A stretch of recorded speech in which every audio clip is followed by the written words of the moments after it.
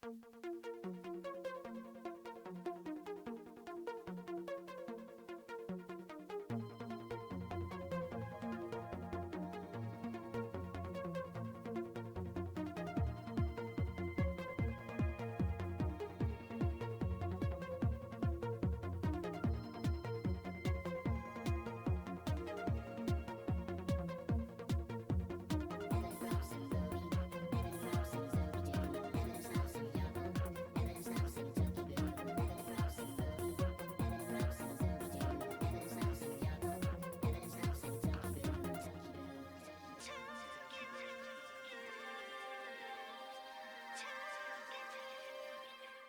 guys, and welcome back to another video on my channel. I hope everyone's having a fantastic day today.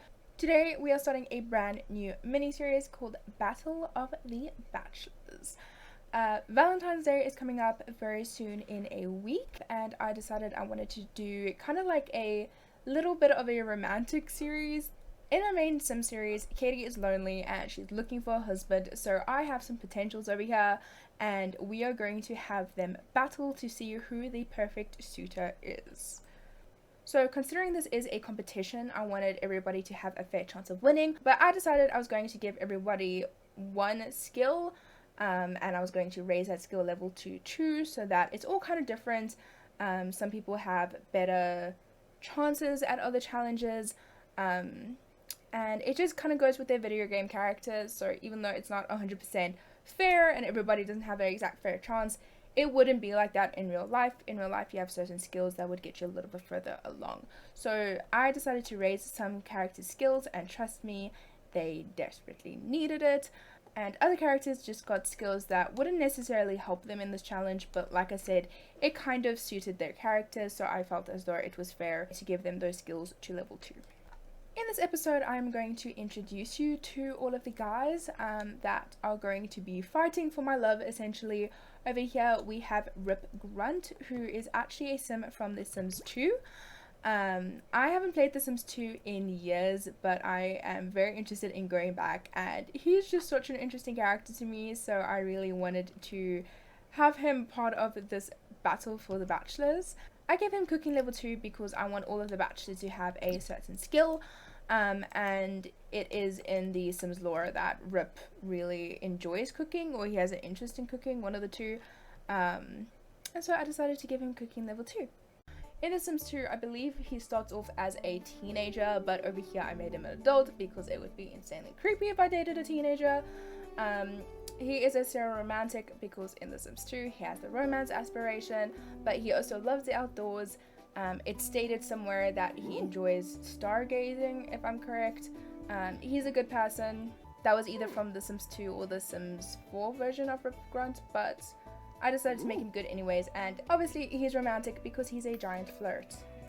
Next up, we have Pavle, and for the life of me, I could not figure out what his surname was. I don't think these characters necessarily got surnames, but he's from this War of Mine, which is a game that I absolutely love. It's near and dear in my heart, and I actually add myself as a character often in this War of Mine, which makes it a lot more fun.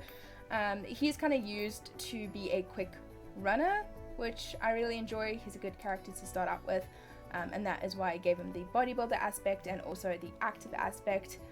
He is a good person. If you do bad things in the game, he gets very sad very easily, and he's family oriented because in his bio it talks about how he desperately wants to get back to his wife and family.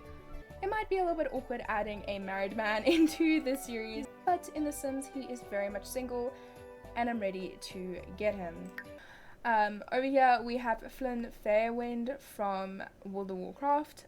He is a pirate, so I decided to give him the mixology skill because he does have a little bit of a habit of being a little bit tipsy. And I decided to give him the loyal, self-assured and outgoing traits, and also the friend of the world traits, and all of those kind of correspond with different things that I learned about him.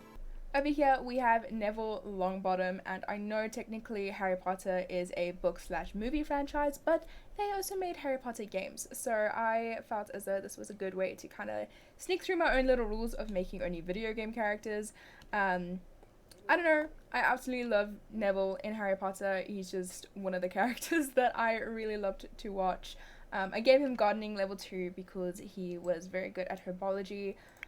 Especially, I think he became a herbology professor. I decided to give him the love outdoors trait. I made him clumsy because, let's be honest, Neville is a little bit clumsy and I love him for it. And I also made him good because he is very good and very important to the Harry Potter storyline.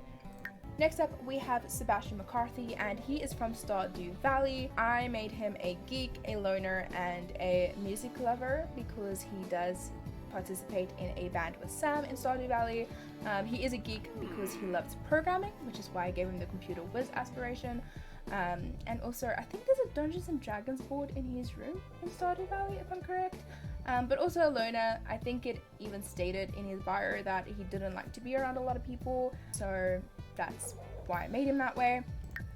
Over here we have Brynjolf from Skyrim, and I know he doesn't look a lot like his character, but I did the best that I could with what I was given.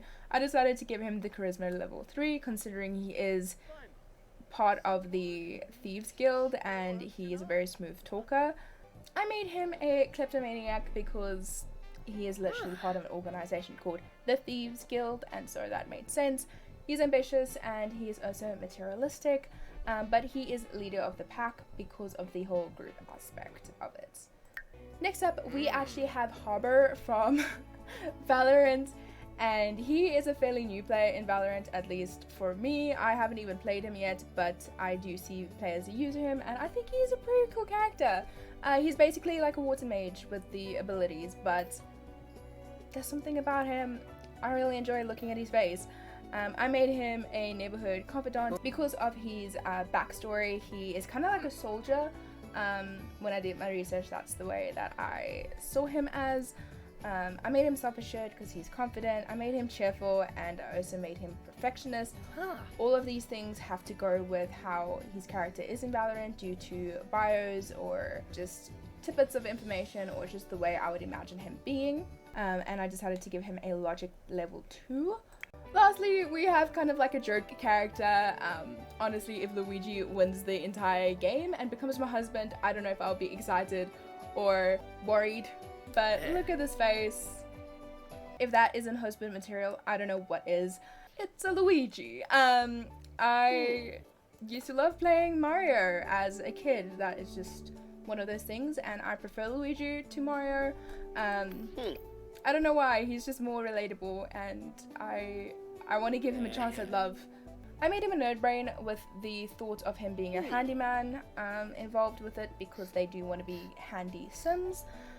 He's clumsy because, come on, it's Luigi. If you don't think he's clumsy, then you are definitely playing the wrong video game. He's a bit of a loner. I think it is said that he has anxiety or he has symptoms that allude to him having anxiety and stuff like that, so he doesn't like being around a lot of people, which honestly, relatable. And he's also good because Luigi's such a good character. Even though he messes up a little bit, he has a good heart, so I decided to make him good. Right, those are the characters that we will be playing in the series. I basically gave them the exact same house. With the only difference is that the special rooms were all different, and that correlates with their different skills. So over here for Luigi, he has the skills for handiness. Here is a cooking setup for Rip, programming setup for Sebastian, and it just kind of goes on. He has a mixology place for our lovely little pirate that we love so much, a little gardening area for Neville, logic area for Harbour, and here's also a charisma area, as well as all of these little golden bits and stuff that Brynjolf probably stole. Over here we have our challenge arenas, which I'll probably get more into as the episodes go on. I am hoping to release one episode every day until the 14th, which is officially Valentine's Day, and that is when I'm going to decide who won the Battle of the Bachelors. So I'm going to leave this episode here. I know it was very short, but it was kind of just an introduction to tell you about what's going to be happening. But tomorrow there will be a brand new episode with our lovely bachelors competing for the crown. Thank you guys so much for watching, and I can't wait to see you in tomorrow's episode. Bye guys.